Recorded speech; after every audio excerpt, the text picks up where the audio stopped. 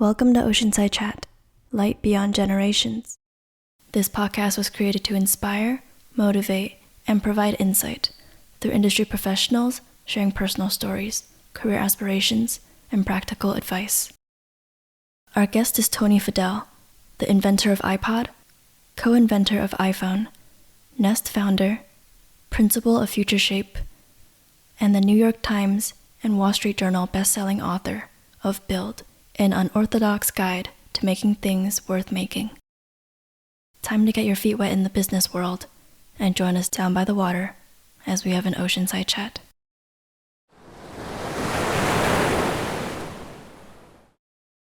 Season 2 finale, Build Beyond Yourself.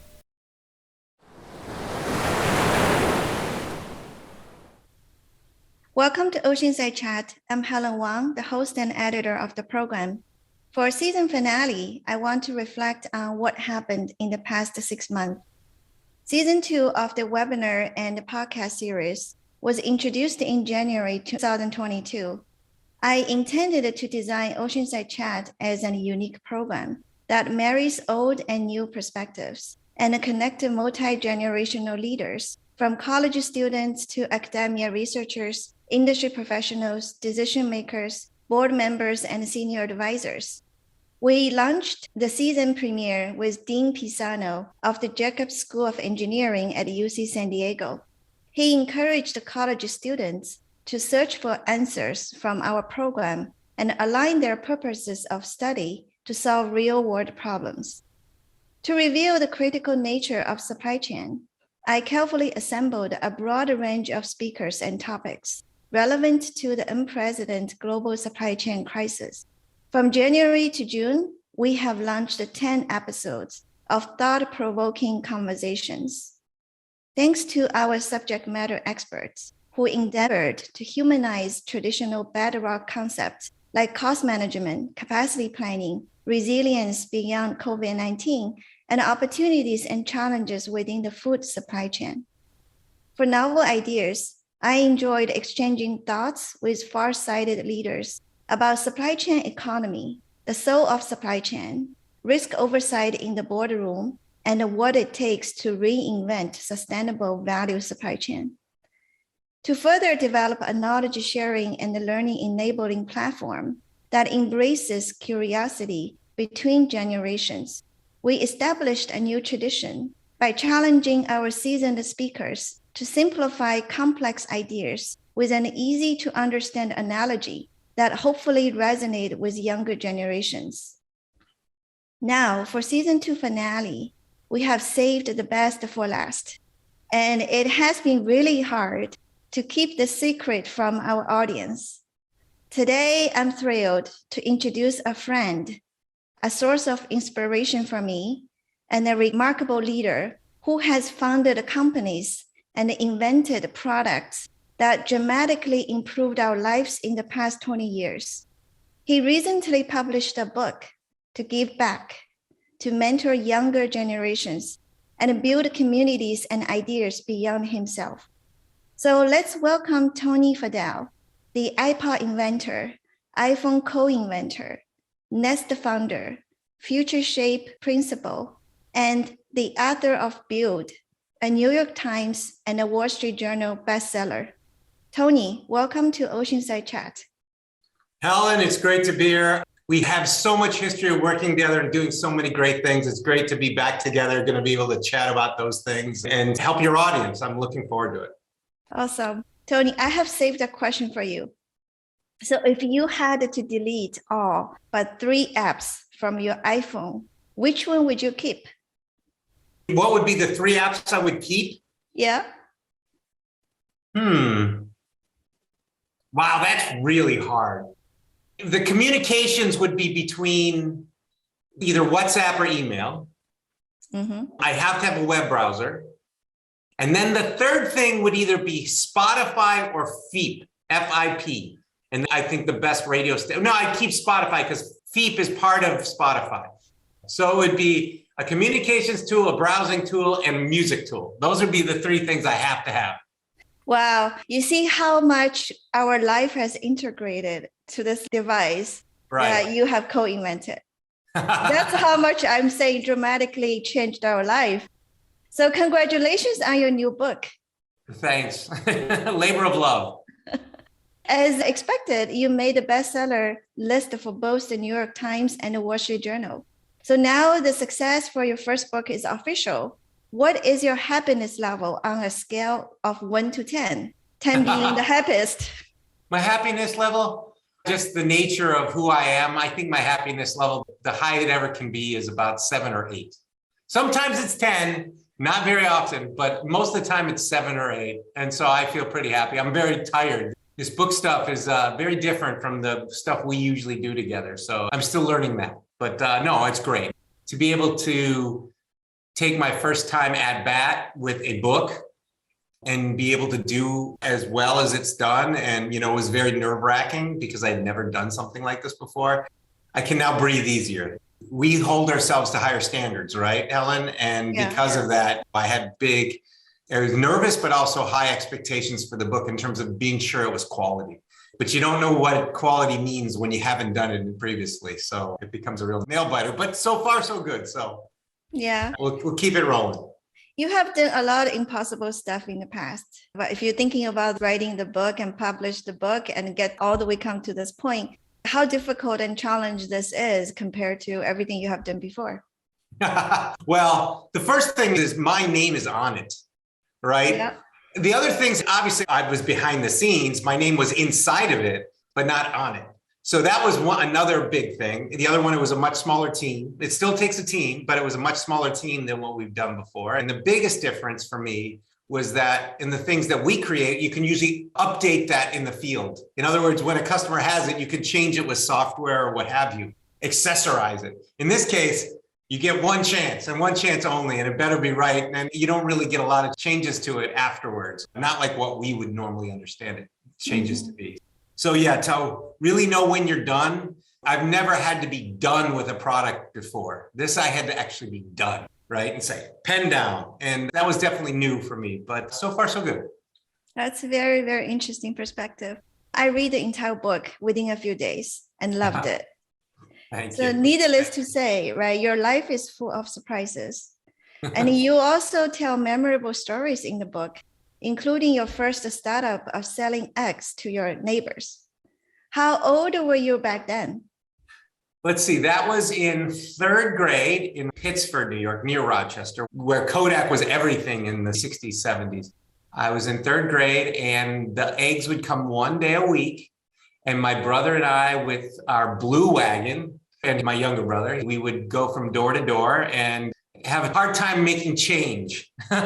Someone would buy them, and then we didn't always have all the change, and they would just give us the money. So that was fun because it was like little kids were showing up with eggs and they'd give us money, and that was fun. It was really fun to have money in your hand, and you could do things that your parents couldn't say no to. Like, I have money. I'm going to go buy that candy I wanted. No, you can't. Well, this is my money. I guess they're like, well, I guess that's what you can do. So that was very much empowering, right? One is that you could go out and do something. And then 2, you get money for that. And then you have control or agency over your life at the age of, let's see, I was 8, right? Wow. 8 years old, 9 years old, something like that. And so that's pretty powerful. I think about that, and my daughter's now 8. So I know she gets that. How do I make money? She asks me each day, how can I make money? Wow, that's a young age to be in charge of a business and the money, and the freedom.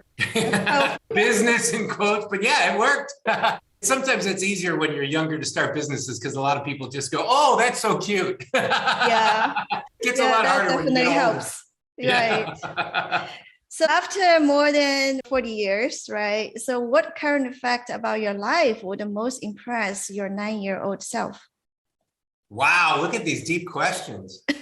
I'm prepared, Tony. What fact? I think the fact is not listening to what everybody else told you to do. But I listened to what my gut and my brain told me what to do, right? Was finding your own path and not thinking that there was one way to doing what you want to do, because there is no such formula. Everybody looks for formulas. You have to understand that all of these things, and this is also in the book, are opinion-based decisions. And when it comes to you and what you're going to do with your life, it's your opinion that matters, not your parents, not anyone else. It's about what you want to do. And ultimately, longer term, it's going to be about your family and the choices you make for them as well. But early on, before you have a family and it's you, it's all about you. And you need to make sure you understand what you want to do and do it your way and learn from that. And don't be afraid of failure. I love that part of the book as well, whether it's data-driven, it's opinion-driven when you make decisions. And it's always hard for people to make decisions, regardless your age. And then I thought this is a very logical way to thinking about it. Is it more data-driven or opinion-driven? Or most of the time, like you mentioned in the book, you need both. You need both, but you have to understand which way, when you're doing something new and the world's never seen it before, there is no data you can collect. You can get insights or something, but if you're doing something truly new and different, you can't get the data until after you created it, hopefully with the right ideas, show it to the world, get data, and then refine from there. Most companies, most people want some formula. They want something to tell them it's going to be a success. It's easier with V2 and V3 because those are evolutions, but revolutions, nothing exists like that. And, people spend a lot of money trying to get other people to turn opinions into data so that they look like they're making a data-driven decision when it truly is an opinion-based decision. Like when they hire management consultants to turn this thing into data so that they can say, these people said it is, so therefore it's true, which is just their opinion as well. I think we get programmed that, and I have to say, because you're in school, right? I think we get programmed that there's a formula. I study these things, I get this data, and then I take this test, and I can pass the test if I have the data. Life isn't like that. There's no formula, there's no test, there's nothing like that for you to go walk through. And failure in school is bad. Failure in life is the only way you learn, right? So I think that in some ways, while schooling is great and is necessary, you also have to understand that the method necessarily of learning is not always going to be the way that you're going to do things in life, whether that's personally or professionally. Yeah, that's fantastic. And hopefully we get a lot of advice for our students when they are about to make some critical decisions, right? And the first time of trying something. So I'd love to dive into this throughout this podcast. Sure. I love the quote, life is like a box of chocolate and you never know what you'll get. So for example, I joined Apple in 2005 and met you as the VP of the iPod division. And you then left Apple in 2010 and founded Nest. When our paths crossed again in 2014, we were at Google. Right. And a few years later, we both quit. Grateful to have worked for Apple and Google and dedicated my career to life-changing products. But if you asked the 5-year-old me what I want to do when I grew up, teaching came up more often than other answers. So a few years ago, I began teaching at UC San Diego as my way to give back and also doing it as a passion, not a job. This is why a good amount of our audience are college students and young professionals. So students attend university to learn, grow, and maximize their potential. But guess what? One of the most pressing and the most popular questions is what skill should they learn? So I try to guide them to think about the balance between hard skills and soft skills. Hard skills are objective and refer to technical knowledges, usually measured with a test, such as math, computer programming, and writing. In contrast, soft skills are subjective and hard to quantify, such as problem-solving capabilities, creativity, communication, and leadership skills. Right. So Tony, you said in your book, everyone deserves a mentor. And the first two parts of your book are called Build Yourself and Build Your Career. So I am curious, what advice would you give to our students? In other words, what essential and specific skills should they acquire for them to compete in today's job market? And let's start with hard skills. Well, on the hard skills front, you always have to be learning. So even if you get out of school, you're still learning. Because if you're not learning and you're not staying cutting edge on hard skills, whether that's engineering details or other kinds of doing what you do details or the latest of that, whatever that is in the industry you're in, you're going to fall behind. So you need to always keep learning about the latest, because the technology and the tools you use to create the technology are changing constantly, and they're changing faster than ever.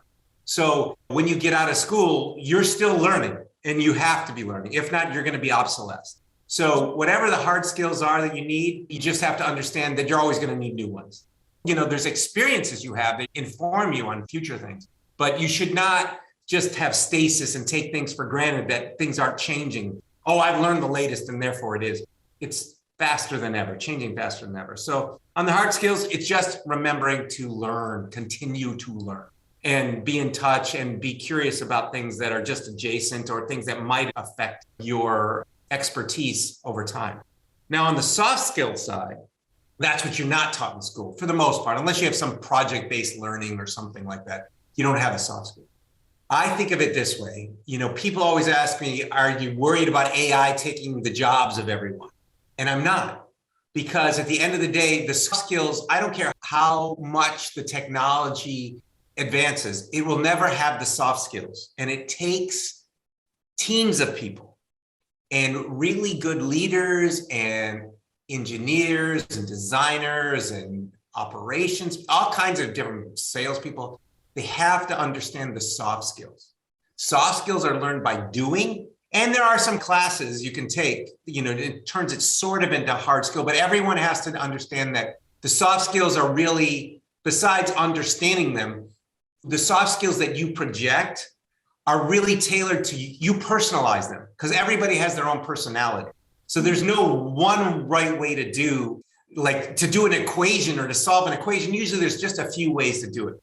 When it comes to soft skills, there's so many different ways of having the same outcome, of getting a stronger team or motivating people or what have you, that you have to tailor those things, and you can only tailor them by doing them, right? And learning a little bit, but you have to practice. It's a lot of practice and learning by doing to be able to get the soft skills. And you need to have more and more soft skills when you do more and more disruptive technology. And the reason for that is because you're changing the way the world is going to work. When you're a disruptor, you're changing the status quo. And to change the status quo, it's not because the best technology survives and thrives. That's not usually the case. It's the people who have the best marketing and storytelling and sales and all the other operational details, which all mean the team and how you lead the team or how you're part of the team and how everybody's aligned. That separates the great companies from just wow, that's an interesting idea, but they weren't really successful. So you got to have the great technical skills and hard skills, but you have to have a lot of soft skills, the bigger disruption you have that you're working on. Yeah, that's beautiful, because it's always hard for college students to understand how important the soft skills are. And then it's even harder to describe what we mean. You're just putting a beautiful way. That's the reason for Build, yeah. Right? Build was all those things you don't learn in school, that you learn through mentors, that you learn, in real time, and the stories behind it. Because Build's not about like, we took this semiconductor and put this software. Build, that was the funny thing, was when I got done with Build, it had nothing to do with how to build things, how to build teams and build yourself and get people on the same track and make decisions, which was really interesting for me when it was done. And then I was delighted, actually, in a way, because Build works for so many different people in so many different industries and so many different professions. It's not just how do I make gadgets for people to use, by no stretch of the imagination. So. Yeah, I think until I read your book, I would agree with you, because if I think about Tony Fadell is going to write a book and name the Build, I think I would be more leaning towards it may be just about how to build a product, how to build a company. But when I started reading it, it was so interesting. And it's almost like building a unique life path. What are some learnings, and mostly related to people and the relationship and all of that. So that was very, very unexpected, but also powerful. Thank you. I was trying to use it as a Trojan horse. A lot of people are going to want to read it to learn, like, what were all the really key technical details behind it. And then all of a sudden this trap is sprung and they got hooked in and they're like, what is this book about? It's so. But they cannot stop because they can't stop reading it because they understand the products that they use every day and a little bit behind them, right? But at the end of the day, you have to understand it's the people, right? That's how these come to life, is the people. And it's the soft skills, as you know. So this is very interesting because when you were writing the book and the school asked me to teach something, and then I actually picked emotional intelligence. Oh, wow. Which is a 100% soft skill class. And I think school could do better in terms of teaching soft skills. It's very, very hard to teach, but we can always give a try, especially with college students, graduate students, executive MBAs, right? They have had years of experience. And now it's a time for them to grow further beyond the hard skill they have already acquired. I think that the best students that we hire, or the best new grads that we hire, whether that's undergraduate or graduate, are the ones that had really intense internships where they actually went to work for 1 or 2 semesters each school year, where they actually had to start going, wait a second, when they start to apply their learnings, and then they have to deal with the politics in the workforce. And, how do I get questions answered? How are people processes to do all that stuff? Then the real questions come up. And then you can actually understand why you need to learn the soft skills, right? You always have to do before you learn. That's what I think. Whether that's technically or soft skills, you have to do first, so then you can realize why you need to learn. Yeah. I also wanted to go back to the hard skills a little bit, because if you're thinking about the younger version of ourselves, right, back then, it's very different. You talked about you got the first computer when you were like 8 or 9, right? But these days, this generation grew up with internet, with computer. And then moving forward, the whole digitalization trend, I'm just curious about any advice you would give it to our students, like some of the skills that may not be essential in the past, but now, especially when they're in school, utilize that opportunity to acquire all of those great ones. Yeah, without a doubt, you have to have digital literacy. And that's the great thing when you're going to school, you realize that the things that we see around us are all built by humans, right? They didn't come magically from some alien planet, aliens dropped it in. We created it. And you're a human. So if you put in the time and the energy and you have the right team and people around you, you can do these things too. So when people use the tools like an iPhone, I got to grow up into an iPhone, right? And build one. But you can learn how to build iPhones or all the guts of iPhones or other products around you by just tinkering with them. And that gets you in the bug, and then you learn, oh, these are just humans building this thing. And I can learn about this stuff too. Very different on the biology side. There's millions of years of evolution. We're still reverse engineering, and we're not even close on biology.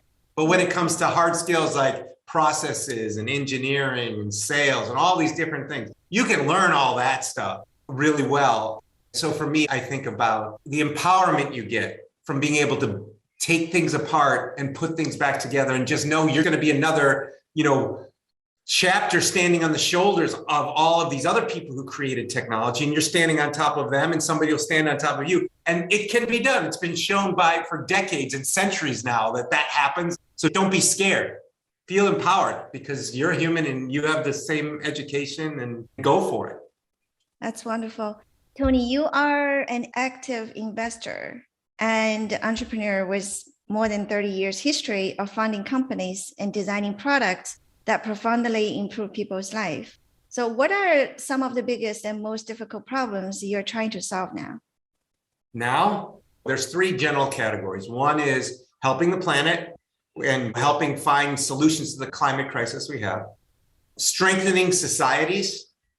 So when we work together and we break the boundaries of these incumbents that might have control structures in the value chain for the last 100 years or 50 years, breaking those chains in some way and bringing the power that those gatekeepers had to the individuals, we like to do that.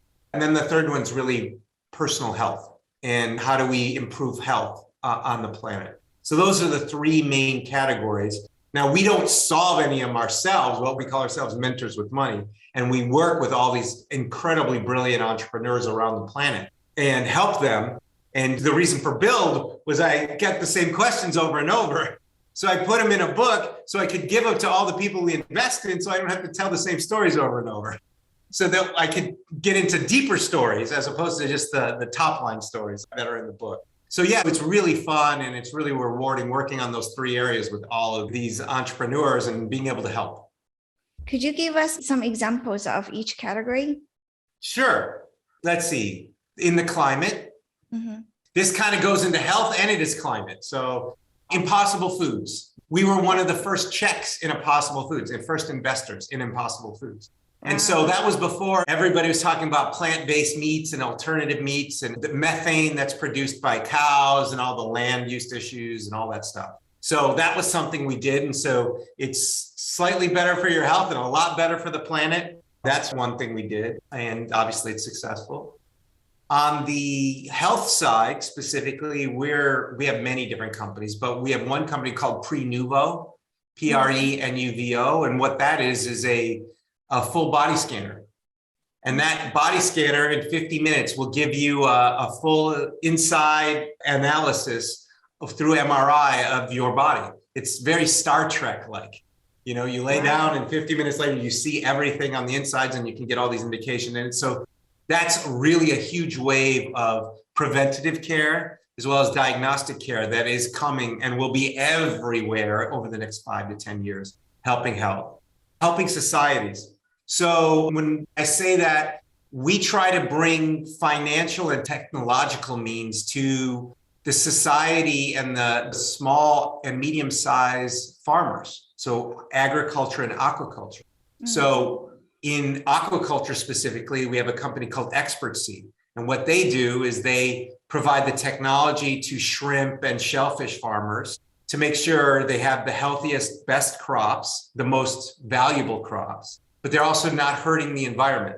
So they do that and they bring the financing to people who all they have is a little plot of land and, you know, maybe that's even rented and a smartphone, right? And all of a sudden they have the tools these big agricultural, you know, companies have to help them with their crop monitoring, with their feed supplies, with getting to market, all with just a smartphone and their little crop. And so that's really rewarding because now we're all throughout Ecuador. We have other companies doing it in Southeast Asia. And now these tools are giving these farmers superpowers and they're producing better crops and they're aligned with the right mission for the planet too.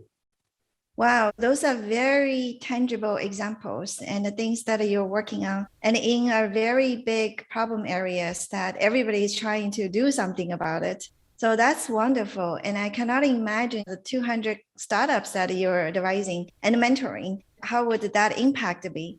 I hope it's going to be huge. That's the whole goal, is to give back and do it at scale and get all of these brilliant brains around the world, not just building their businesses and doing good, but inspiring other builders in their areas, right? Because everyone was like, when back in the day, it's like, you have to come to Silicon Valley. It's the only place to build. No, that's not the case anymore, as you know. Like, you can do that all around the world. So it's really great to not just have these businesses solve local problems or new industrial problems, but also to inspire and get the next generation of builders around them going so that it lights a fire, so to speak, and it just keeps growing over time. So we get all these brilliant brains around the world working on solutions to help our society, our planet, our individual families. So the phenomenon you just described, that innovation is happening all around the world, do you think the pandemic actually helped to accelerate that pace? Oh, absolutely. The reason being was investors were forced to invest in companies they may never even went to their offices. Right? A lot of people, because of the pandemic, they were investing money. They always said, you need to come to us. You need to do this. You know, video conferencing or teleconferencing isn't good enough. Blah, blah, blah, blah, blah. Well, for their business, they had to reinvent themselves, thank God, because they weren't changing fast enough. And now all of a sudden, they are much less gun shy to invest in things outside of their locale, right? Somebody who's just nearby. And so that's great.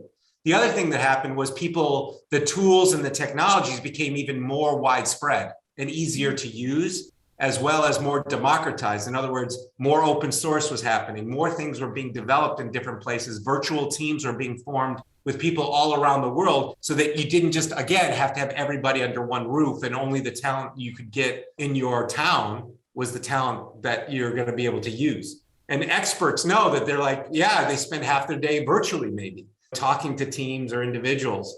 And this is a great way to work and communicate. So, there's a silver lining in every tragedy. And I think that was one of them, which is it really unlocked a lot of anachronisms and idiosyncrasies from the past or now, those things have been proven and shot down. And, it's okay. And it's productive actually to be able to work in this format, not always, but to add this to our palette of ways of working together. I am actually very interested in terms of your vision and opinion when it comes to company culture. Because of this remote environment, where we come from, both Apple and Google, even the Nest that you founded, has a very, very strong culture because people working together. Even you talk about barbecue once a week at Nest, and Google obviously has perk and things to nurture the culture, and Apple has a very strong, distinctive culture. Therefore, I feel like successful culture build a successful company. But what about the future? Given this environment, it's very different now. Well, what I'm about to say, it works for atoms-only companies, atoms and bits companies, or bits-only companies. There might be a little bit more in one way or another, but look, hybrid is the way to do everything. It's not all virtual and not all physical, but hybrid of a combination of the two, regardless of what you're building, is incredibly important because every scheduled Zoom teleconference is great, but it's only to do something. You're there for a purpose. There is no interesting collisions when people are in a break room or they're on lunch together or driving to and from work together or something where certain conversations and connections are made more so than just doing work on a screen or doing work in a meeting, right? Yeah. Usually the most successful parts of the meeting are the beginning of the meeting and the end of the meeting. When everybody's talking informally with each other and going, oh, I didn't know you were doing that. Oh, we should talk about that afterwards and blah, blah, blah, right? Or let's get together for lunch and talk about this thing more. So, and you don't really have that with these Zoom things. The other thing is for the individual, when you've worked in a culture that you really love, there is a FOMO or a fear of missing out when you're not in the office. So if you're in a hybrid situation where there's 3 days and 2 days out or whatever, and that culture exists during those 3 days in physically, together, people will be like, I have to go into work because it's so much fun, or I want to connect. Yesterday, Elon Musk over SpaceX and Tesla, he's like, you must come back to work or else. I don't think that's the right way to approach it. I think about the human nature and what had changed with the pandemic. What happened with the pandemic is people who were trapped in their cages got out of their cages or their hamster wheel or whatever it was. They got out of it. They didn't like their job in the first place, or they didn't like it. And so they found a new way of being. And now people are telling them, you must come back and get in that cage. It's like telling your kids, you must go to bed now. Very different than reading them a story. And it's a different way to go to bed, right? Because you're making it fun. You're making it interesting. There's a reason for it, not just a direction. I think more companies have to think about it that way, not just about the culture they want to see, but the culture that truly exists, because maybe the people don't want to come back to work because they think work sucks, right? So something tells me they need to fix something about the way they do things and what they do each day. Because if it was, as you were saying, there wasn't a day I didn't want to go into Nest, if you know what I mean, or into Apple, because it was so rewarding to work with all these people. Now, you don't have to go 5 days a week, but there's got to be some selected number of days where everyone can get together and have that magical thing happen, right? And we just have to remember, we're putting people back in boxes or in cages or in hamster wheels, and they have to be enticed, not forced.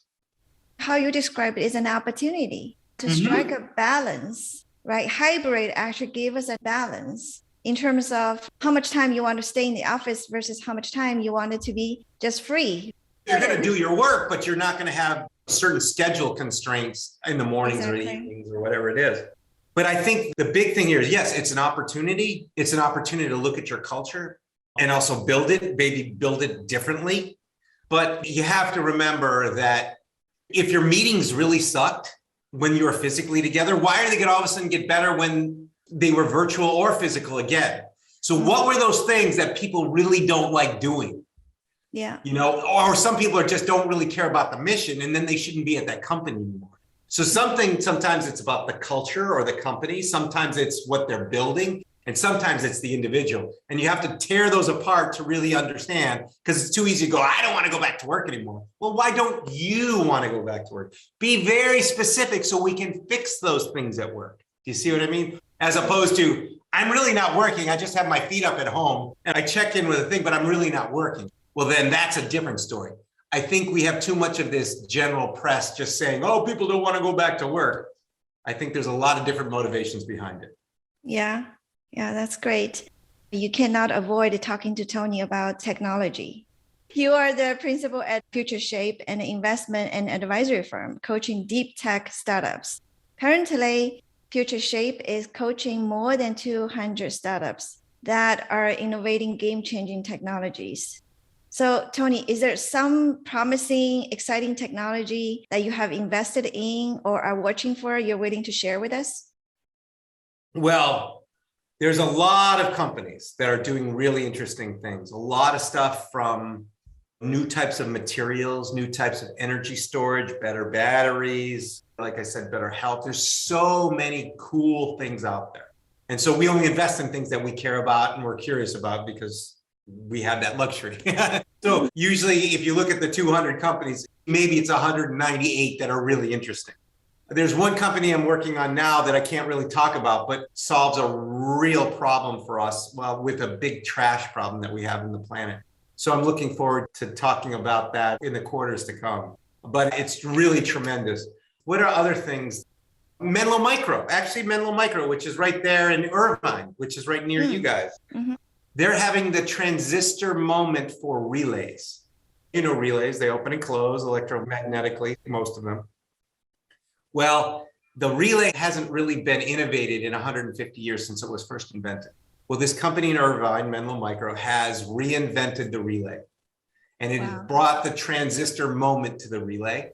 And if you think of everything going electrical and everything going wireless, we need to worry about the extreme efficiencies of transmitting those signals or that power. And Menlo Micro does that with this switch. And so to give you just an idea how powerful this tiny little thing is, it's 1,000 times better in every dimension. In India, 6 to 8% of all electricity is consumed by ceiling fans in homes. 6 to 8%. If you take this one switch and you add it into the controller of the fan, you don't change the fan, but just the controller, that 6 to 8% of the total electrical consumption of India goes down to 3 or 4%. Just one switch. Just think about that.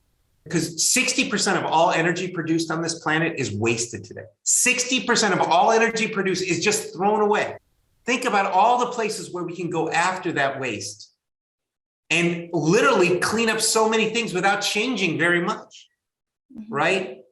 That's the stuff for me that is really cool. And like you said, what's an innovative company? I think it's very geeky, but it's incredibly important. And it's fundamental to everything we're going to do in the future, especially as we rebuild the infrastructure around us, whether that's the electrical grid or all electrical transportation, all the next generation wireless networks, all of these things need these kinds of things in them. And so that's what's so beautiful is that when you find those things that really matter, they can change everything very quickly, just like the smartphone did, just like the iPod.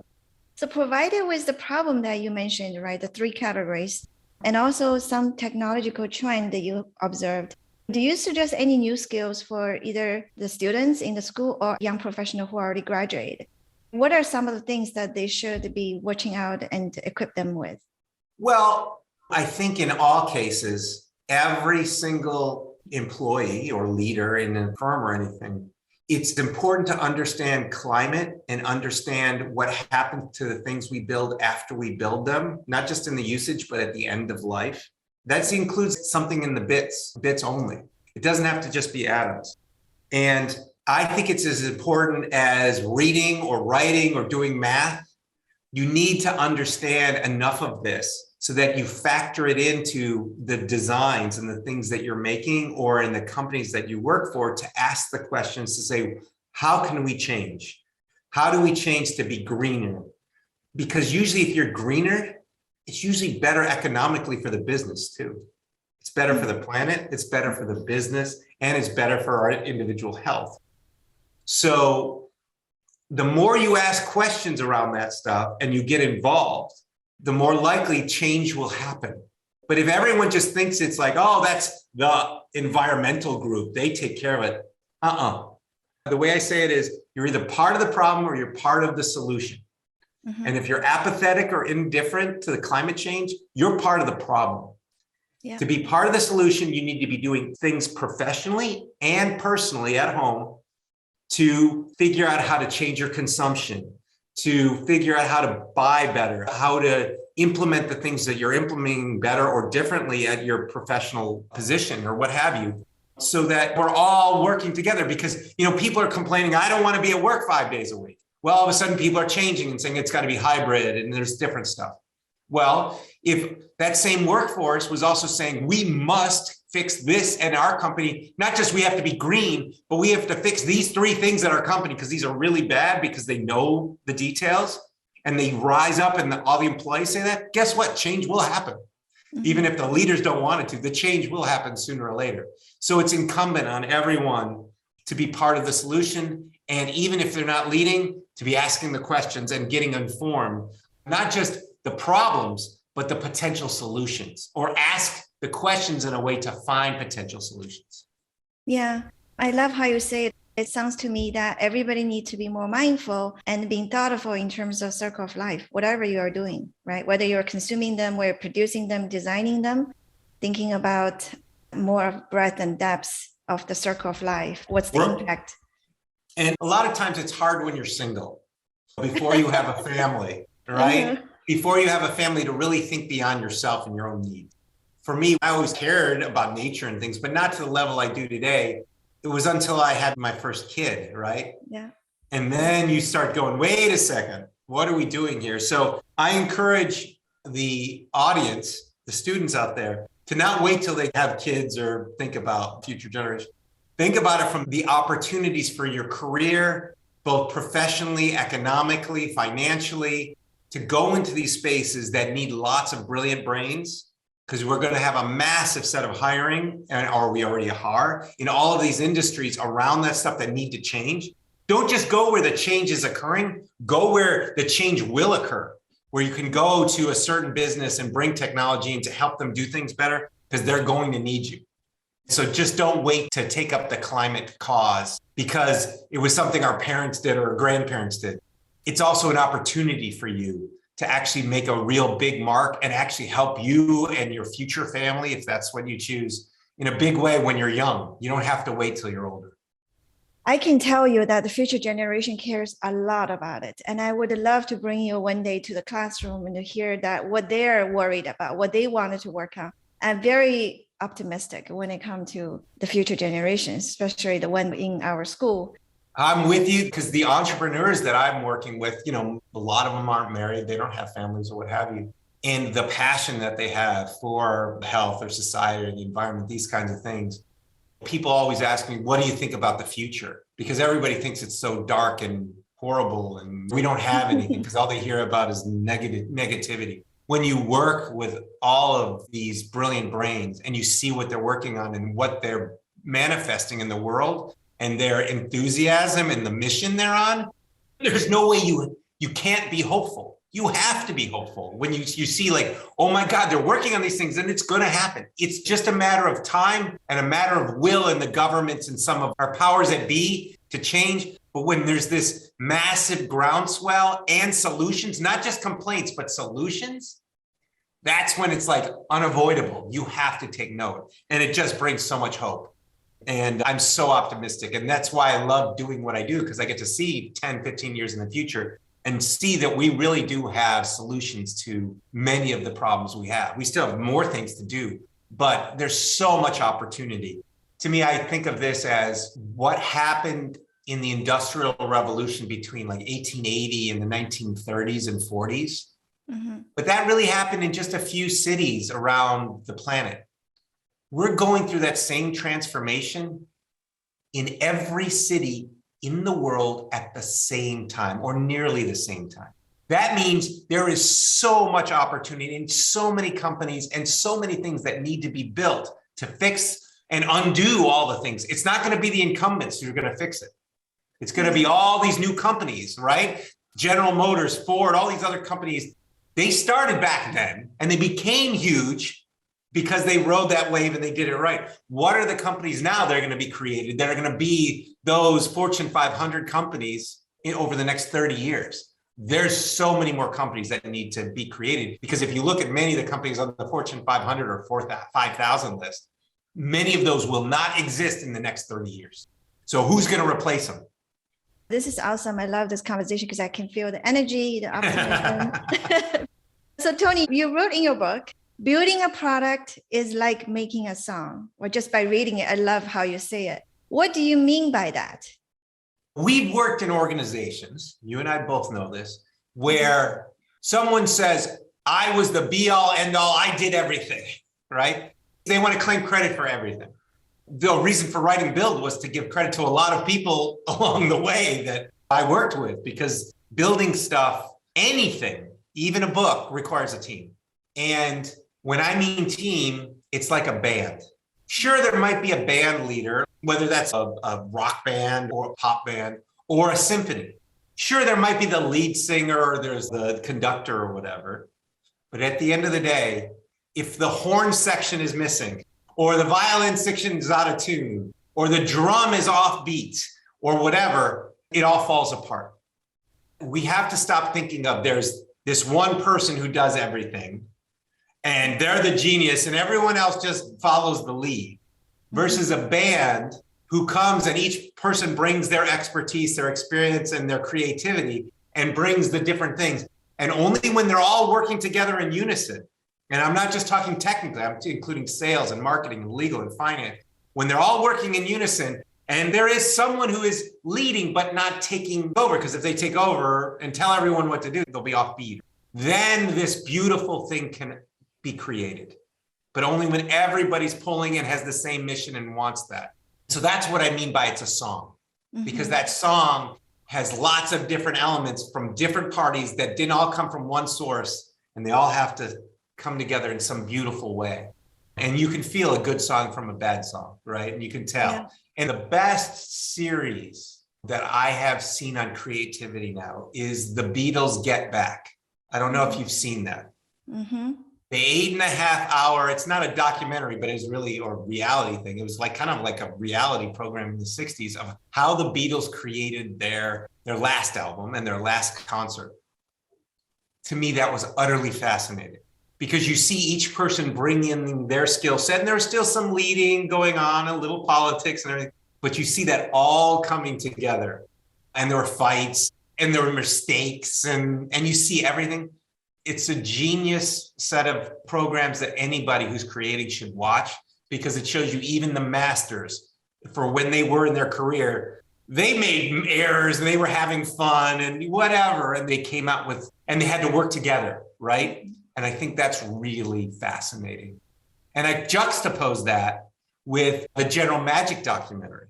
So I don't know if you saw the General Magic documentary, but I suggest all of your students also watch the General Magic documentary, which was lots of great band members without a great song or a great conductor, which is the exact opposite of that. But it was, it's a story of the iPhone 15 years too soon. And I think if you watch those two things and read Build, you're going to learn a lot about the creative process. Yeah. So in this case, a beautiful song, a powerful band. So what role does supply chain play?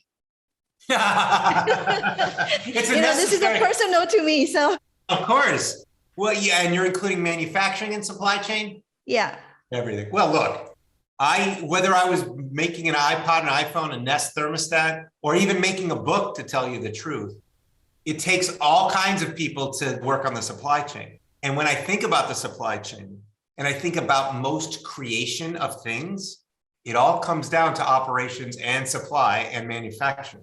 And that means all of those experts in that field have to really understand the environmental issues, right? And what I'm specifically talking about is scope 1, 2, and 3 emissions and scope 1, 2, and 3 waste, right? You need to know what your suppliers are doing, because at the end of the day, it's all in the manufacturing, not usually in the usage. It's all in the manufacturing, the sourcing, the supply, the delivery, the reverse logistics. That's almost where all the emissions, carbon emissions and methane emissions and plastic waste, all that stuff is created in the supply chain. And it's incumbent that anybody who is in supply chain, I think there's got to be in their environment plus supply chain classes, so that you can really learn not just about alternative ways of doing supply chain, but also great ways of doing life cycle accounting. Just like you guys worry about every either time or money, right? Soon, all the emissions and waste are going to become money on the bill of materials. And you're going to have to manage that as much as any of the other parts or things on that bill of materials or the cost of goods sold. And so your discipline, your expertise is going to be more important than ever in how we're going to get past this climate crisis. And so I think about the tools that you need or you have and how they need to be upgraded to support that. And I'm really looking forward to seeing what you and your students all dream up and come up with solutions to bring more transparency. You and I were part of it, the whole worker transparency at Apple, of what's going on in the work environments and with the work environments of the suppliers to the suppliers, right? And how are the workers treated? Yeah. We need to do the same thing for how's nature treated by all of these suppliers as well. Yeah, we did one episode talking about the sustainability in supply chain. I think you're right. The scope 1 to 3, the scope 3, the entire value supply chain is almost 70% of the total corporate emission. So that is actually managed and led by all the chief supply chain officers, chief procurement officers. So we have a huge role that we could play to make this planet a better place, more sustainable. Absolutely. And the thing that I've always run into, and I even ran into it in the book, I don't know if you saw it in the back of the book, but on the last page, you saw it, right? Exactly. Yeah. The sustainability. Oh, I can't show it. It's not coming out, but it's here. The sustainability for everything that went in, how it was processed, what to do at end of life. And I think we need to have more of that. But I will tell you that the supply chain was one of the biggest stumbles for me to try to create that sustainability information, because they were like, we've done this for 50 years. Why are you asking these questions? What's the problem? So a lot of times when people in engineering or design want to do the right things, supply chain comes back with not solutions, but saying, don't create more headaches for me. Change that. The other way, we need more love. We've been left. If you give us more love, we will give you a solution, Tony. Okay. Well, we were able to do some good stuff together. So I'm sure that if you tell people, you tell those engineers and be part of the solution with them, like if they want to do alternative packaging, if they want to look at new materials or new ways of doing recycling or using recycled materials, these kinds of things. I hope that your students and the whole generation of supply chain is all like, yes, let's go find the solution, not let's just use the old ones, right? Yeah. Because that's easy. So I love this conversation because there's a lot of opportunities. So as a tradition of a program, I hope to build an intellectual bridge between current and future generations. Einstein said, any intellectual fool can make things bigger and more complex. It takes a touch of genius and a lot of courage to move in the opposite direction. So Tony, how would you paint a picture of supply chain by giving it a new perspective? I think that the supply chain, at least to the employees and to the management and investors in a way, needs to become much more transparent. As soon as it becomes transparent, it's been always this thing like, oh, it's operations, just let them handle it. Nobody cared. It was kind of like design in the 80s and the design in the 70s. It's just the mechanical engineering. And then design was ultimately promoted, and now it's like we see why. I think operations has to come into this, instead of being this, yeah, it's a necessary evil. It needs to be shown as, this is how we're going to actually meet our climate goals. This is how we're going to make actually more profitable products and products that our customers want. Because if we don't do this, we're going to lose our customers because they're going to demand this stuff.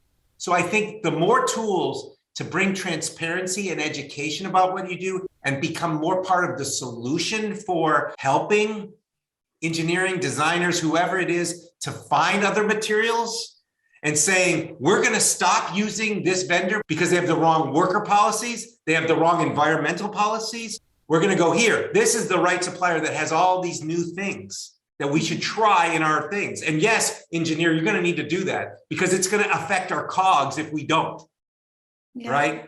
That's the kind of stuff to me where the more transparent you are and the more you have solutions and you say, we're going to work together to find solutions, that's where operations and supply chain transforms. Mm-hmm. Today, it's much more, oh, here it is, you go deal with it, right? And then you just argue over price or availability. I think you have to understand the whole thing brings solutions, not just say no, no, no. This is kind of like the legal chapter I have in the book too, which is lawyers just say no, no, no. That's usually what you see in operations and supply chain. So I'm hopeful that it'll become yes, yes, yes, or yes, yes, and let's go find it. Yes, yes, and not right. No. Right. So I have something to exchange the idea with you when I'm thinking about a supply chain. Since I'm talking about we need more love, here you go. Everyone loves chocolate, but not everyone knows how chocolate is made. Supply chain masterminds the transformational process from planting the cacao trees to producing chocolate to finally delivering happiness to the customers. In other words, supply chain system create the magic and the wonder behind every bite of chocolate. Yep. Yeah, without all of those operations. And we're even feeling it today with either the Ukraine war or COVID. Yeah. Think about how many times you hear now almost daily supply chain issues. We are very, very in the spotlight these days, right. In the past few years. In 2015, 2016, even before that, nobody cared about supply chain. Right. They only care about it when it's not working. Right? Yeah, so it's amazing. This is like a perfect moment where supply chain gets there and you could say, here's supply chain that was done wrong. And here's the new way to do supply chain, right? And be a part of it. And so I think that now you're actually going to get your day in the sunshine because you're like, oh my God, now you understand how important we are and they're going to show you love. Right. Yeah. And I think that's the other thing is just because things are done the way they are done in traditional settings, people can get victim-like mindset. Mm-hmm. Why don't you love us more? It's more of like, let me show you what we can bring to the table and show you how valuable we are, as opposed to you have to learn it. It's becoming more and more transparent because of the war and because of COVID and everything else. But how do you make it even more transparent and get them interested and excited by it? Just like you're interested and excited, right? How do you speak their language to get them excited? I like to pivot to a topic you can mentor me. Let me share a quote first from your book. If you constantly give someone flowers, after a few weeks, they won't be nearly as special. After a few months, she will barely give them a second thought. Every week, she will steadily lose interest. So I agree with you with that sentiment. And the flower analogy made me think a lot. So my question here is, there are many ways to give back. So for example, give time, money, and donations. I've been thinking about this question in recent years because I've been contributing more, giving back. Tony, what is a sustainable and meaningful way to give back, but still having that perspective value? To me, it's about creating experiences. It's not about giving things or giving money, but it's about taking the time and either having someone experience it in a unique form, or you're part of the experience with them and giving them your time through that experience. Experiences are what lasts. Facts and figures, yeah, they come and go. Emotions last. You may not remember all the details, but you can remember how you felt. So how do you create more moments of feeling, hopefully positive, that people can live with and remember and think back? You brought it up. remember those times when we worked together. We might not remember all the facts, but remember how we felt. Remember how that culture felt, and we were so driven, and it was hard. This was not all fun and games. This was real hard stuff. But at the end, we all looked at each other and go, my God, we did that. We went through the trial by fire and all that stuff, and we did it together. And we can look back on that in 10, 20, 30 years, even tell our kids about it. That's what it means to give back.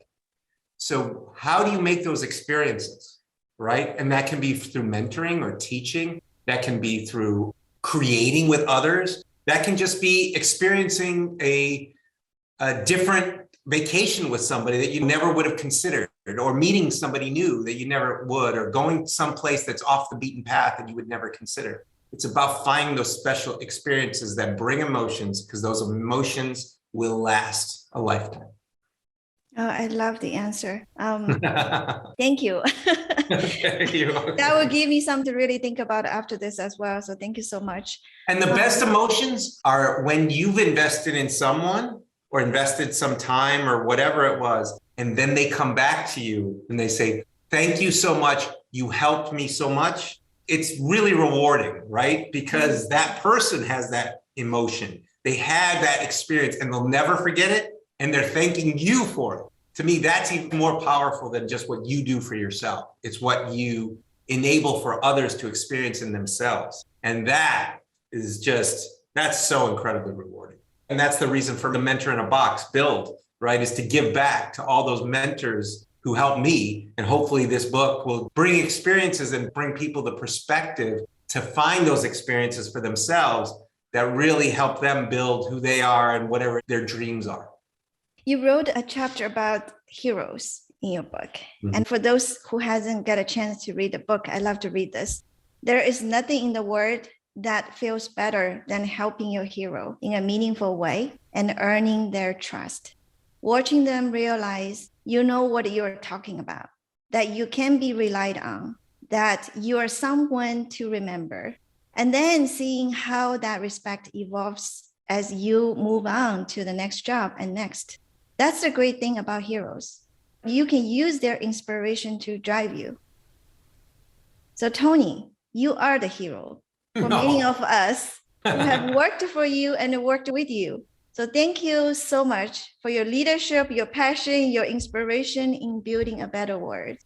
Helen, thank you so much. It's great to be able to talk on this level, and I am happy that one, we're talking and that you're giving back in the way you do, but that you remember the times we were together so fondly, even though they were difficult and they were tough and we did do really important things. And that's, again, to me, you're giving me the emotion of happiness, because you're taking that with you and giving it to your students as well about the times we spent together. So it was great. Thank you. So what is the final thoughts or one thing that you like our audience to remember from this episode? There is no formula to success. It's all about people. It's all about the people you work with and the mission you're on, because if it's a mission that matters, it's doing the right thing, and you're doing with the people that you want to do it with, that you respect and they respect you, there's nothing better in this world. Even if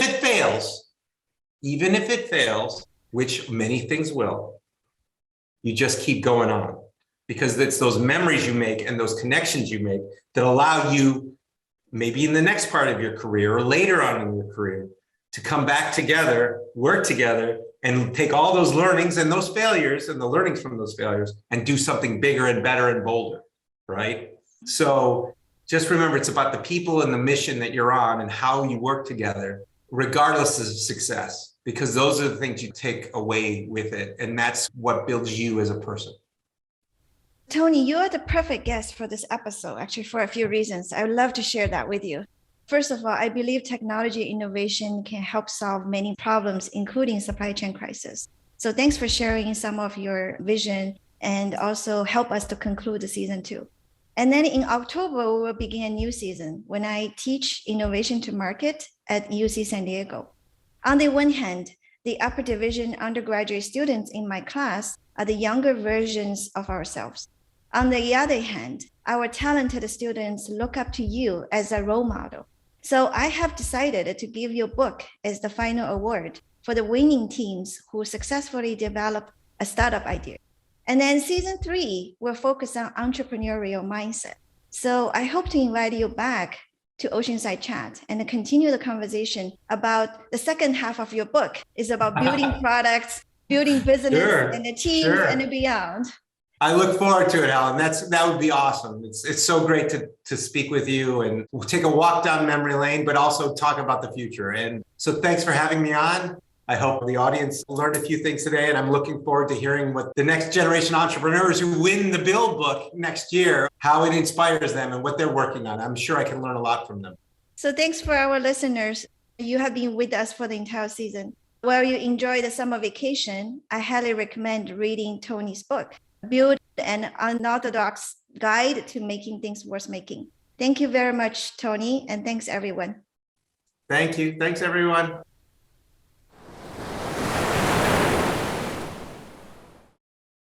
Thanks for listening to Oceanside Chat. We hope you enjoyed this conversation. If you liked it, please share this podcast and stay tuned for season 3 in the fall. We'll see you later.